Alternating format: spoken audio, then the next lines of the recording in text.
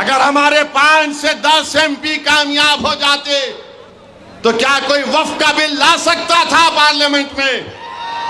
मेरे भाई याद रखो, मैं जिंदा रहूं या ना रहूं, मगर तुम अपने जहनों में इस बात को बिठा लो नौजवानों कि भारत की जमहूरियत में तुमको अगर अपनी बात मनवाना है तो तुमको अपने एमएलएस की जरूरत है, तुमको अपने एमपीज की जरूरत है, तुमको अपने कारपोरेटर की जरूरत है, मेयर की जरूरत है, सरपंच की जरूरत है, जिला परिषद के मेंबर की जरूरत है, कानूनदानों की जरूरत है, डॉक्टरों की जरूरत है, टीचरों की जरूरत है।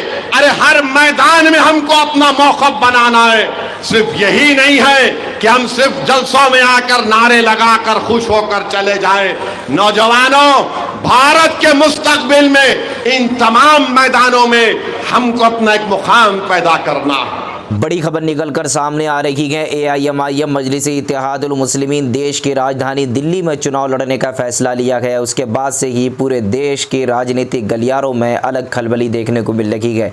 अब तक मजलिस इत्तेहादुल मुस्लिमीन उत्तर प्रदेश, बिहार, महाराष्ट्र और अलग अलग राज्य में जाकर चुनाव लड़ रही थी, लेकिन जब ये ऐलान किया कि देश की राजधानी दिल्ली में चुनाव लड़ेंगे, उसके बाद से ही कहीं न कहीं आम आदमी पार्टी और विपक्षों की बोलती बंद हो गई है, क्योंकि मजलिस इत्तेहादुल मुस्लिमीन जो है वहां पर पुरजोर तरीके से चुनाव लड़ने वाले ही हैं। पिछले दिनों जो है ताहिर हुसैन जो आम आदमी पार्टी से पार्षद थे, दिल्ली दंगों के आरोपी हैं, अभी जेल के अंदर बंद हैं। उनके परिजनों से मिलने के बाद उनके जो परिवार है एआईएमआईएम में शामिल हुए और शामिल होने के बाद मजलिस इत्तेहादुल मुस्लिमीन ताहिर हुसैन को टिकट देने का फैसला किया मुस्तफाबाद से। एआईएमआईएम के अध्यक्ष शोएब जमाई ने कहा कि हम हर एक सीट पर चुनाव लड़ेंगे जहां पर मुसलमानों के साथ, दलितों के साथ, पिछड़ों के साथ अब तक भलाई का मामला नहीं हुआ है। उनको आश्वासन दिया गया है, लेकिन उनके साथ जो है हक और हुकूक की बात तो की गई है और हुकूक उनको अब तक नहीं मिल पाया है, जिसके लिए मजलिस इत्तेहादुल मुस्लिमीन यहाँ पर आई है।